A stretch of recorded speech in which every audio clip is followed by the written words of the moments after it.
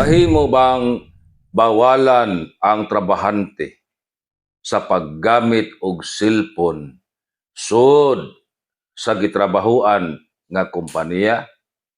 Mao kana ang pangutana sa usa nato ka follower.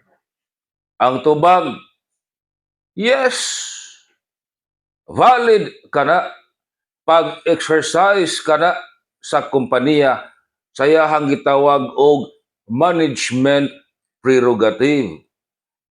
Pananglitan, sud sa kompanya, madisturbo na ang trabaho sa mga empleyado kay magsigi og ukay-ukay sa cellphone.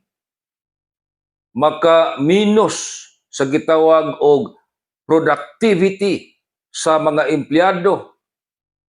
Gumikan kay mabisi og duki-duki sa cellphone. Pwede na, oy. Nga ibawal sa kompanya ang cellphone samtang naa pa sa oras sa trabaho.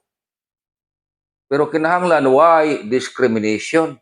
So pananglitan sa usa ka department, usa ka gatos mo ka empleyado, ikaw ra gyud gibawalan nga magdaog cellphone, di na pwede.